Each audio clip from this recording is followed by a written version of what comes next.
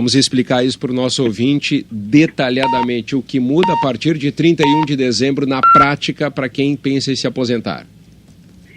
Bom, essa fórmula 8595, ela foi criada para não aplicação do fator previdenciário. O fator previdenciário é uma outra fórmula que geralmente reduz o valor do benefício, porque leva em consideração idade, expectativa de vida, tempo de contribuição.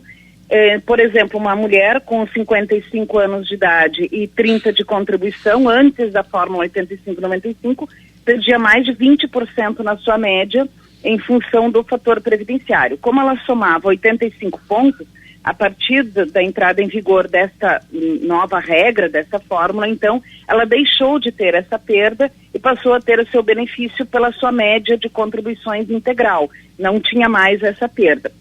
E agora, então, a partir de 31 de dezembro, essa fórmula passa para 86,96. Então, a soma da idade e tempo de contribuição para a mulher deve dar 86, para o homem deve dar 96. Nesse caso, não tem fator previdenciário. E o fator previdenciário, em muito pouquíssimos casos, aumenta o valor do benefício. Geralmente ele reduz e reduz bastante. Então, é vantagem para a pessoa esperar alguns meses a mais, enfim, para chegar a essa soma e poder, então, se aposentar na integralidade. Doutora Jane, eu me lembro que quando essa fórmula 8595 foi instituída, ela foi instituída no governo Dilma Rousseff porque havia, naquela onda de pautas bombas no Congresso, uma proposta de simplesmente acabar com o fator previdenciário. E aí valeria somente o tempo de contribuição, o que estimularia ainda mais a aposentadoria precoce. Só que essa fórmula é considerada pelos técnicos como não sustentável, essa 8595, que vai ficar 90-100 se ela continuar. A senhora conseguiria dizer por que ela não é sustentável? Bom, primeiro que realmente foi uma negociação, porque a ideia era simplesmente acabar com o fator, e aí houve uma negociação por meio termo. Na verdade, quando ela chega a 90-100, a soma da idade e tempo de contribuição, veja, uma mulher com 60 anos e 30 de contribuição, não é pouco, né? Então, me parece que existe toda uma polêmica, uma discussão, como a senhora fala dos técnicos, divergências sobre como deve ser a eventual reforma da Previdência. Alguns querem ao extremo de capitalizar totalmente. Eu estive há pouco tempo no Chile acompanhando de perto, agora em dezembro ainda, vendo como é que é a situação lá, enfim. Outros querem totalmente o inverso, deixar tudo como está. Então é uma polêmica muito grande e há uma certa manipulação de informações ali. Então me parece que esta fórmula, principalmente na sua versão final, que é o 90-100, ela seria sim o suficiente, porque praticamente chegaria, e ela, para ter uma ideia, ela é ainda mais gravosa, ainda mais extrema do que a do servidor público, que é 85,95. Então, me parece que ela seria, sim, suficiente. A questão é que muito se foca a reforma da Previdência, toda a discussão em cima das aposentadorias por tempo, por idade. E, na verdade, tem muitos outros problemas. Hoje, a Previdência gasta muito com auxílio-doença. Então, teria que investigar um pouco mais a fundo por que se gasta tanto em auxílio-doença, o que acontece no Brasil. Enfim, então, me parece que dizer que é insuficiente não se sustenta também, né? Usando a mesma expressão. Eu quero explorar com a senhora, tudo bem, eu quero explorar com a senhora essa questão da necessidade da reforma da Previdência e até de tornar mais transparente tudo que se gasta em termos de benefícios sociais e previdência mesmo. Mas antes disso, eu queria que a senhora dissesse para o nosso ouvinte que está ali na faixa em que se enquadra dentro da fórmula e fica sempre com essa dúvida e nos questiona o que ele deve fazer nesse momento em que nós estamos passando por uma transição de governo. Sabemos que a reforma da Previdência, se aprovada, isso vai acontecer na melhor das hipóteses, do meio do ano em diante. O que ele faz? Ele espera para ver o que acontece, ele faz os cálculos, encaminha a aposentadoria. Qual é o seu conselho para quem já está dentro da época, se enquadra nas regras e está em dúvida sobre o que faz, se aposenta, vale a pena, não vale? Qual é o seu conselho? Bom, se ele está muito perto de atingir a fórmula 8696, por exemplo, vai atingir ainda em 2019, eu diria que ele pode aguardar. Se ele está, por exemplo, atingindo a fórmula lá por julho, setembro, outubro, ele pode aguardar. É mais o tempo que ele vai deixar de receber o benefício compensa a diferença que ele vai receber. Em pouco tempo ele compensa esse valor. Então eu diria para a pessoa esperar.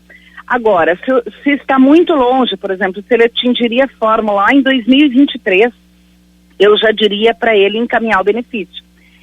Se acontecer de não ter uma reforma ou a reforma mantiver a mesma regra, ele pode desistir do benefício. E essa é uma coisa interessante que muita gente não sabe. Primeiro que o INSS hoje está levando no mínimo 6 meses, pelo menos na capital. No interior até não, os prazos são bem menores, mas pelo menos na capital está levando no mínimo 6 meses para decidir sobre o benefício.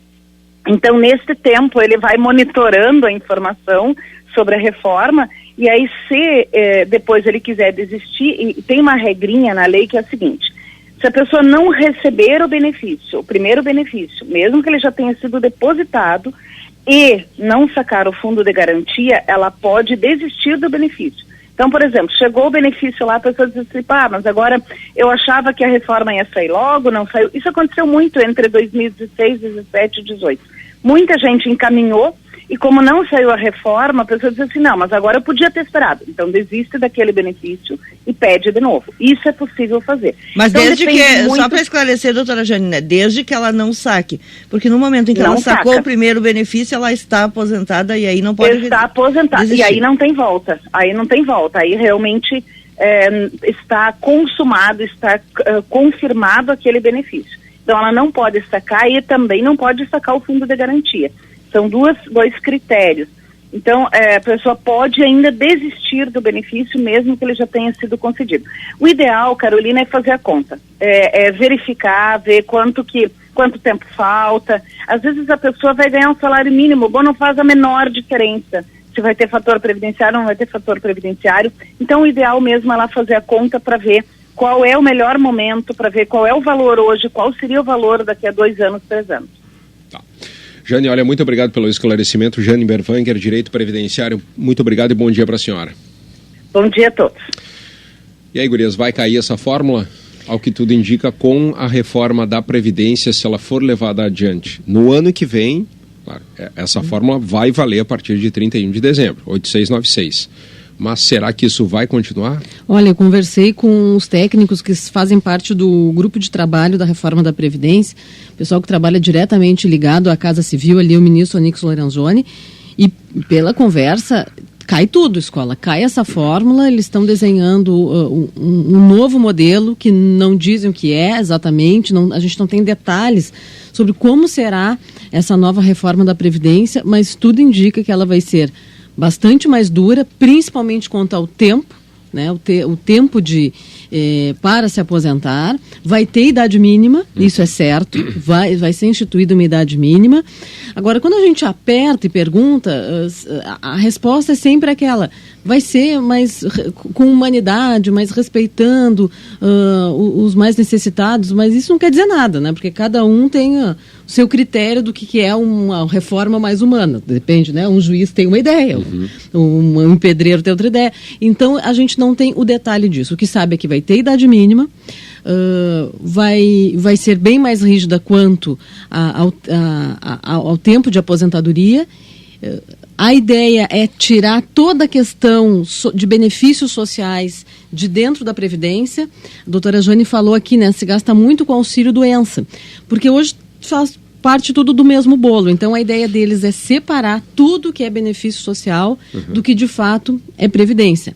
Esse ponto eu considero excelente porque torna a Previdência mais transparente até para o cidadão acompanhar.